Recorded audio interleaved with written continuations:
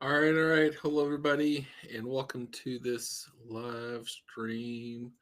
So, let's dive on in. So, we're going to do a quick rundown of the House version of the One Big Beautiful Bill. Um, so, that's kind of what we're talking about here today. If you're interested, go ahead and stay tuned. If you have any questions along the way, feel free to let us know. Um, that's what we're doing to here today. Okay. And let me just go ahead and share my screen here. Sorry, I was having a little technical difficulties there. All right. So, again, like I did last time on the pre House pass version. So, this version of the bill has officially passed the House. So, like last time, I went ahead and asked Grok to go ahead and summarize everything for me. It did a lot better this time than it did the last time. So maybe some of my comments that I shouted out to Elon and the Grok team online, they kind of solved some of those issues. So did quite a good, decent job, I think, this time. Again, as I mentioned before, a little bit of disclaimer: I have not fully read the bill. I refuse to go through a 400-page tax bill until it's actually through both houses and likely to be signed by the president. When I say both houses, I mean the House of Representatives and the Senate. So, yeah, so I'm just going off this Grok summary. So, apologize in advance if there are any errors from the Grok summary. I think I kind of know if there's anything that might be off in here based on everything I've been hearing everybody talk about. But if we miss something or something said incorrectly, please, give me a little grace there because, again, it's a large bill. I'm not going to go through every single portion of it right now until it gets a little more finalized. Okay. Um, so let's see here. Let's just go ahead and hop on in. So as in the original version, extends the tax brackets. They did not add a 39.6 bracket back. They were talking about doing that for higher income people, about a little over 2 million or whatnot. They did not decide to go ahead and add that back in the House version. And again, there's been a lot of discussion about whether or not um, things will change in the Senate version of this bill. It's very likely, very possible that it could be some significant changes in the Senate version. So, but this is probably not one of them. I think everybody wants these rates, the tax brackets, to extend, except some Democrats want that 37% bracket to go back to 39.6 for the higher income people. Um, but I don't think that's going to happen. So, so that's what you got there. Extension of that. The standard deduction stays higher, stays at a doubled amount. Okay. So we're going to get that higher standard deduction. The personal exemptions are permanently eliminated in this version of the bill. So if you recall, it's been so long, you used to get personal exemptions for every member of your family, or you and all your dependents that were on your tax return. Well, they completely eliminated those, and instead, for the kids, gave you a child tax credit, and then gave you a higher standard deduction to kind of take away those personal exemptions. Okay, so that's kind of what they did there. The child tax credit is permanently extended as well, at the higher rate of $2,000 per child. And I believe there's a temporary enhancement of that to $2,500 per child for I think the next couple of years. I think 26 and 27, but don't quote me on that because it's not in this summary here. Okay. Um, Permanently extends the 20% qualified business income deduction, but I think it actually enhanced it to 23% last time I was checking on this. So that likely, I think, went up a little bit on the actual amount. But according to this Grok summary here, it says it's still only 20%. So we can double check that, but I think it actually went up to either 22 or 23%. Okay. Um, you got the increased estate and gift tax exemption amounts. So it's not going to revert back to the old pre 2018 levels.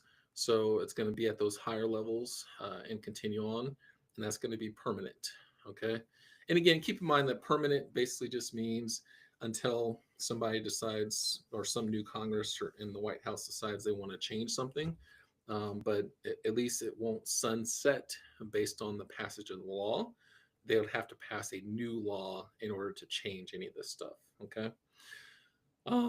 Extension of the increased alternative minimum tax. Most people don't hit the AMT, so I'm not going to go into that any further. But if you're interested, you can go ahead and look that up. It permanently extends the cap on the mortgage interest to 750,000 instead of 1 million, which it was in the pre TCJ era there. Okay. Um, it permanently eliminates the miscellaneous itemized deductions. So this is where people were sometimes writing off their job costs that were unreimbursed, tax prep fees, etc. But again, in order to get those, you would have had to itemize. Um, and it was subject to a 2% AGI floor as well. So, most people didn't really, a lot of people didn't really take too much advantage of that. To be honest, you had some people that did, but most people, especially if you're lower income, you probably didn't take a whole lot of advantage of that. So I don't think that's a huge hit for a lot of people. Um, it permanently extends the tax benefit on itemized deductions. Okay. Um,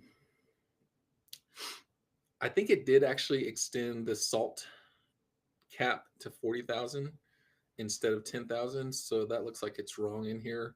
That was a huge point of contention and debate amongst some Republicans in the House in blue states. They wanted to raise that SALT cap to be unlimited, and I think they settled on $40,000, which I think is 20,000 single or married filing separate, and 40,000 if you're married filing joint. Okay. Um, or actually, it might be 40,000 total, no matter what your filing status is. I apologize. I think I saw some stuff being posted that there was still a marriage penalty on the SALT cap, um, which would mean that you get 40,000 even if you're single. So if you're married and you both have high incomes, it might actually be more beneficial to you to file separately and be able to write off both your state tax amounts in full. So there's some planning there that could potentially be there, but that's something to think about there. Okay. Um, I don't really think that's big for most people. It gets rid of the moving expenses permanently. Again, something that's not really something that people used a whole lot, I don't think. Um, Looks like we've got some stuff that stayed in there in terms of the able accounts and making them a little bit better for people. Able accounts are for disabled children that you might have in your family that are permanently and totally disabled. So there's ways to put some expenses into an account for them that grows, kind of like a 529 plan essentially. Okay. So if you're interested in that, go ahead and read up on some of that. Dun, dun, dun. Let's see. Okay, now we get into some of the campaign promises. So no taxes on tips did survive in here. In the House version, they did not put a limit on how much income you get to reduce your tips income by. There was a bill passed by the Senate on 100-0 vote, meaning all Democrats and all Republicans in the Senate voted yes on a bill for no taxes on tips, and that had a $25,000 cap on it. So I suspect on the version that the Senate passes, there will likely be a $25,000 cap on that to, try to be consistent with what they had already passed. But who knows? We'll see. But that one, keep an eye on.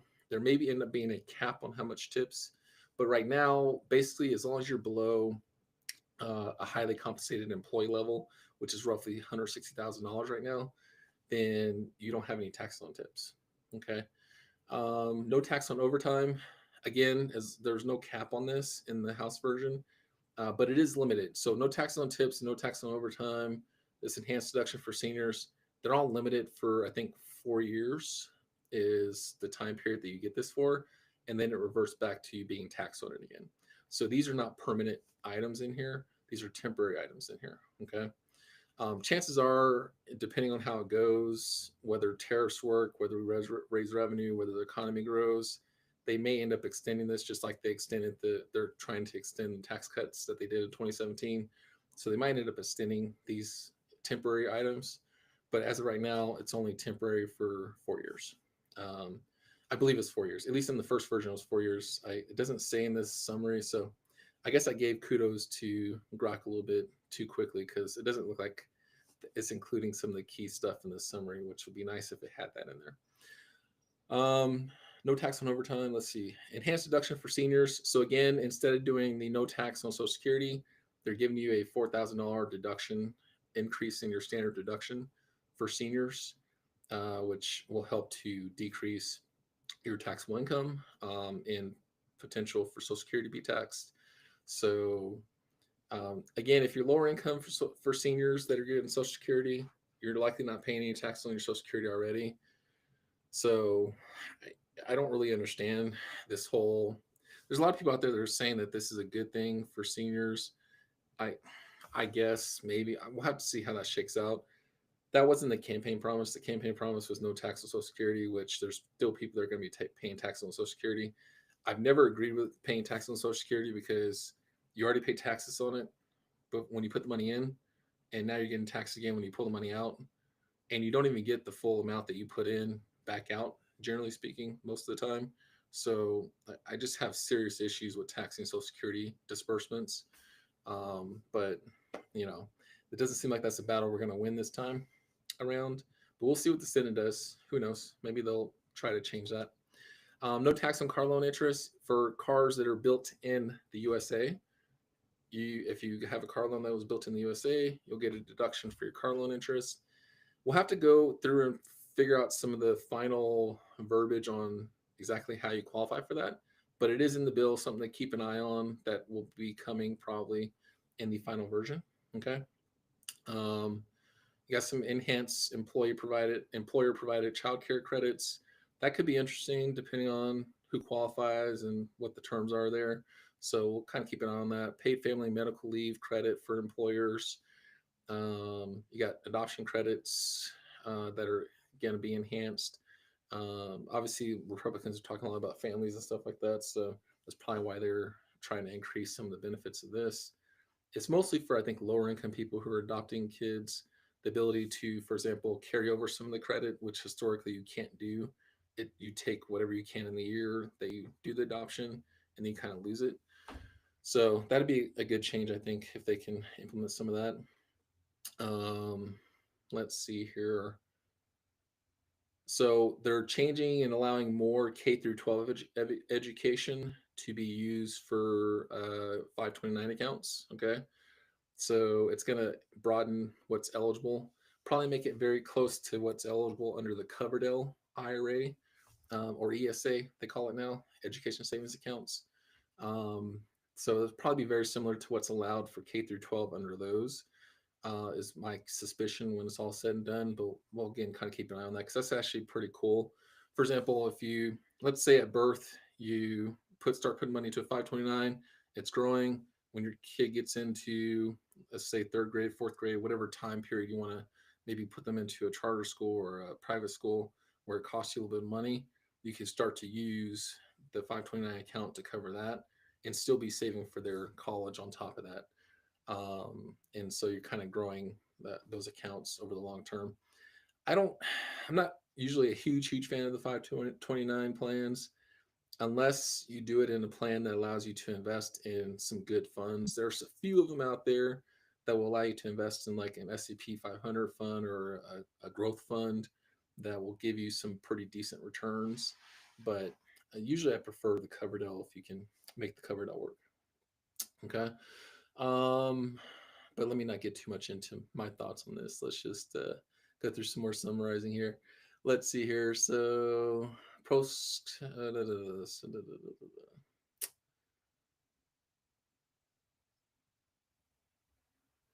Okay, these are interesting. The MAGA accounts. I've posted some stuff on this in its current form. The way that it's written in here, I honestly don't see the benefit of these outside of the $1,000 that they're planning to give to newborns for the next 8 years. I think it is. So for the next 8 years, the plan is to give newborns $1,000 into an account that they're calling MAGA accounts. I think they actually renamed it in the final bill to Trump accounts. So I, I just I don't think it's similar to HSAs or Roth IRAs because it's taxable when you pull it out later in life. So you have to use it for certain expenses, okay, in order for it to be taxed at a capital gain rate, and you have to pull it out no later than age 31. Okay. So there's no other tax benefits really to this to putting more money into it, but the $1,000 that they're giving you as a one-time credit to that account could grow and maybe grow to like 30,000, 40,000, depending on what you invest in and how the stock market does. But outside of that, I don't really see a whole lot of benefit to these accounts, to be honest. So I hope that the Senate can change the structure of these a little bit to make them more um, beneficial. Or maybe in a future bill, once they kind of get it going and they kind of see how the growth is going and how the deficit is looking, maybe they can structure it to where it's tax free on distribution or more tax favored on distribution. One of the two ways. Okay. So yeah, I don't see this as being a beneficial account to add more money to. I think you're better off doing a 529 or a Roth IRA or a covered L ESA if you're trying to save for your kids, or even in some cases an UGMA or UTMA account is probably a better way to save for your kids. So some other things to think about there. Um,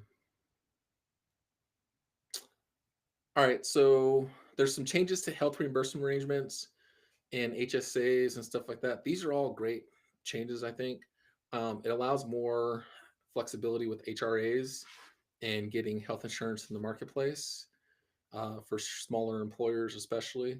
So I think there's some stuff in here that's going to be really good for small business owners and for the employees of those small businesses to help with healthcare coverage and stuff like that, which hopefully will get more people off of Medicaid as well. I think that's one of the reasons why they're doing something like this is to hopefully get more and more people off of Medicaid or the premium tax credits in the marketplace, stuff like that.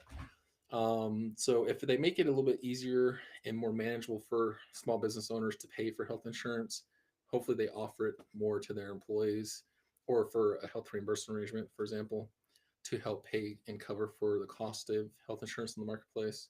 So there's certain things there that I think would be good, some good changes. The HSAs in particular are getting phenomenal. um, they're just like supercharging the HSA, which I love. I've been wanting to see this for a while now.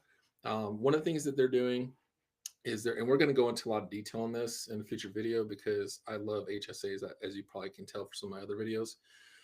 But basically, they're getting rid of the rule where if you have both spouses over six or over 55, you have to have separate accounts to contribute the extra $1,000 to the account. Now they're getting rid of that rule and allowing you to just put it into the same account. Okay, so if you have one family account that you make contributions to, you can put both $1,000 contributions into that family account for both spouses. Okay, so it's now going to be an option to do it that way instead of you having your separate accounts. That said, if you prefer to have your separate accounts still, you certainly could, and you can split up the family contribution and your extra $1,000. Makes it easier if you ever do get divorced. Hopefully, you don't get divorced, but if you ever do, obviously, it makes it a little bit easier on you if you have those separate accounts. But it's also more easy sometimes to manage if you just have the one account in terms of investments and stuff like that. So I love HSAs though. It allows more payments to like direct primary care service arrangements. It allows bronze and catastrophic plans in connection with HSAs. So usually you have to have a high deductible health plan that qualifies as a high deductible health plan to have an HSA. What's apparently going to start allowing other types of catastrophic plans and bronze plans to also have HSA accounts. So it's expanding the availability of the HSA to more people, which I think is phenomenal. Because again, the benefit of the HSA is you get a tax deduction for putting money into it. You don't pay any taxes when you pull it out for medical purposes, and it's tax-free growth. Okay, so it's got like a three banger in there. All right, so we love HSAs. Got some stuff in here for on-site employee clinics. Oh, this is a big one too. Now, physical activity, fitness, and exercise are treated as amounts paid for medical care. I've never understood why you can't take your fitness expenses for gym memberships and stuff like that as a healthcare deduction. There's no better way to stay healthy. Well, eating right is another beneficial component, but obviously working out is a significant thing in staying healthy. And so, why would you not be able to take your healthcare related costs related to gym memberships as a deduction? I think there are some limits on how much, but just being able to take some of that as a deduction or as a item in your HSA is just awesome. So I think that's phenomenal. It's a great way to get some of those costs into your HSA plan. They also added some stuff in the last couple of years with women's products. You know, their monthly products that they do for women's care and some other over-the-counter type stuff that you purchase. So I think HSAs are getting better and better, and encourage more and more people to start looking at them. Okay. Um, let's see here. What else we got in here? For businesses, okay, the 100% bonus depreciation stayed in the bill, so that's coming back. Looks like it's going to be through 2026. Okay. So you got 4 additional years of 100% bonus depreciation coming up here. So we'll look at that in more detail and do some additional stuff on that once we get the full bill passed by the Senate here. Um,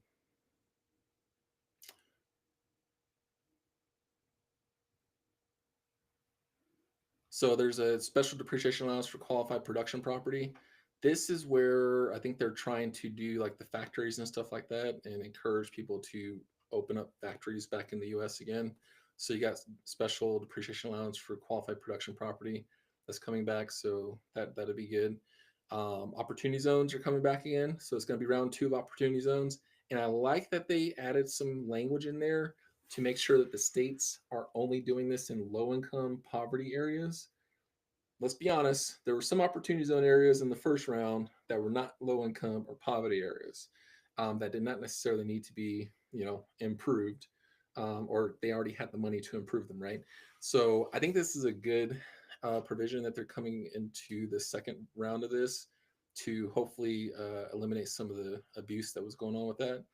So I think that's pretty awesome to see that they're coming in and doing that for round 2 here. But this is a great program. I think it's a phenomenal way to invest in some lower income areas and a great way for people to defer some capital gains and potentially get a reduction in those capital gains if you get into it early enough. Okay. Section 179 limitations are increased or getting increased again. So that's good for Section 179. Oh, this is huge. Okay. There's a lot of scuttlebutt and everything about 1099Ks and 1099 miscellaneous forms and all that kind of stuff over the last few years. 2 things are happening. One, they're reverting back to the old 1099K rules. Okay. So back to $20,000 and 200 transactions. Okay. To get a 1099K from places like PayPal, uh, Venmo, Cash App, all those places, right?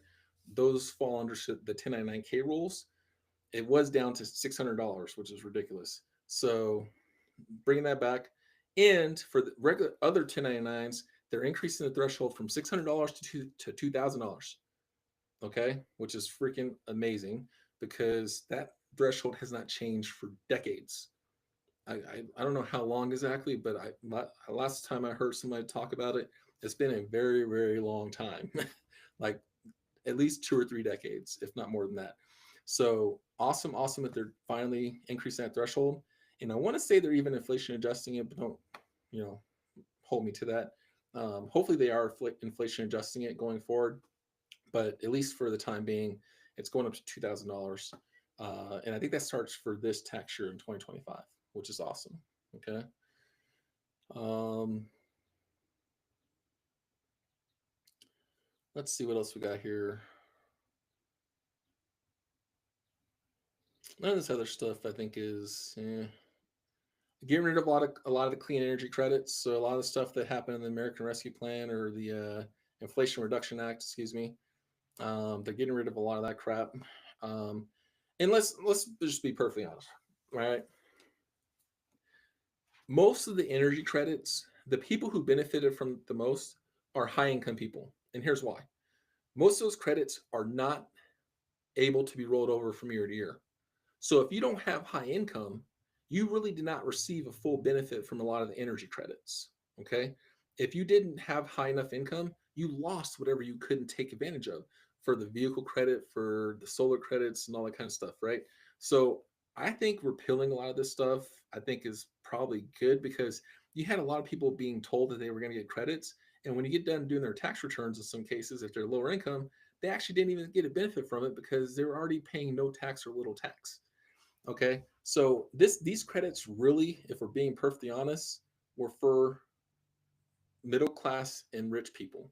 Okay, that have, when I say middle class, I'm talking like upper middle class, I guess, like $100,000 or more in income, who are really benefiting from this. And in some cases, they need to have more than $100,000 income to really benefit from some of these credits. So I just think that people were getting taken advantage of on these credits. A lot of companies out there were using them as sales tactics on selling the credits to people. So I'm actually perfectly fine that these credits are going away. I'll just be honest with you. So you can see a laundry list of stuff here, right? So um, there's something in here. I haven't seen it come up yet, but there is something in here about the pass-through entity tax for certain um, businesses. So if you're like a sales or service-based business, like lawyers, doctors, accountants, etc., that is something that's in here. Oh, I do have to correct one thing. In the original video, I mentioned that there were some talks about doing it, but it didn't actually make it into the bill. That was an error of the AI, artificial intelligence summary. So the medical professionals are still included in this specified service trades or businesses that are not able to get the full QBI deduction, and are also going to be removed from being able to do the pass-through entity election for those businesses that are higher income, right? So unfortunately, those medical professionals are still in there for, so doctors, nurses, etc., that have your own business. So yeah, you're still going to be included in the SSTB definition according to this recent version of the bill. So, which is really unfortunate. I was hoping that they would do away with SSTBs altogether. There's a big push by the AICPA to try to get people to change that. Hopefully, in the Senate, we can still have some changes on that potentially. I know I sent letters to both my representative and people in the Senate. Unfortunately, where I live in Arizona, I have all Democrats that are my representatives and senators. So I don't know how that happened, but hey, it is what it is. Um, so I don't think from my letters are going to do much, honestly, but I at least sent them. So dun, dun, dun, dun, dun. Let's see. You got some stuff in here for the premium tax credit. Um, you got social security numbers required for a lot of credits going forward, which is hopefully going to get illegal aliens or illegal immigrants from not being able to access those credits going forward, which is good. And there's a lot of stuff in here to reduce access to, Medicaid and other Section 8 and all that kind of stuff for other federal benefits. Entitlement programs is the official term I think they use for a lot of that stuff. So going forward, you have to have certain, an actual social security number. You have to be a permanent resident or a citizen to get access to a lot of this stuff, is what a lot of this is doing here in this section. Um, that's really it. So this is the part that is irritating me the most about this thing, though. They're increasing the debt ceiling to by $4 trillion. Not a fan of that at all. I'm just going to be honest. I'm not a fan of increasing the debt ceiling any more than it needs to be, or any more than it is right now. Certainly not by $4 trillion. I'm seriously hoping that we don't actually end up using that $4 trillion, but obviously, since they put it in here, they think they're going to need it. So it is what it is. I mean, I'm still holding out hope. Hopefully, the Senate takes an axe to this some more, and we can cut spending some more, and we can reduce that debt ceiling amount a little bit more. But I'm not holding my breath. So, anyways, that was, hopefully this was helpful to people to kind of see some of the final versions of things coming out of the House of Representatives. Again, this is still being worked on in the Senate. They're planning to try to pass this by July 4th, is the goal. I Who knows if that'll happen or not. There's already a bunch of people saying we need to put this on hold until we get some of the Doge cuts implemented in terms of cutting costs and stuff like that, to hopefully make sure we're not increasing the debt as much as we were planning to increase the debt. We got a lot of fiscal conservatives that are really trying to push not increasing the debt any more than it already is. So we'll see. I'm hoping that we can get it done. I was, Obviously I voted for increasing our debt, or not increasing, decreasing our national debt, and decreasing our spending, getting us to a surplus model. I know they're betting on tariffs and everything like that, and increased GDP and all that kind of stuff. It's hard to model that, obviously, but hopefully it works out the way that they're planning. I'm again, I'm gonna, give the benefit of the doubt on some of this, even though I have my hesitations or reservations on some of it, but we'll see. We'll see. So, yeah. So hopefully this is helpful. If you have any questions or on anything that we touched on, if you have a specific item that you want me to actually dig into further and see what it actually says in the bill, I'm happy to do that on a case by case basis. Especially if you're a client of the firm, we'll always be willing to do that for you. So feel free to leave a comment, reach out to us by email, phone, all that good stuff. We'll do our best to get back with you, and hope everybody has a good one. Peace.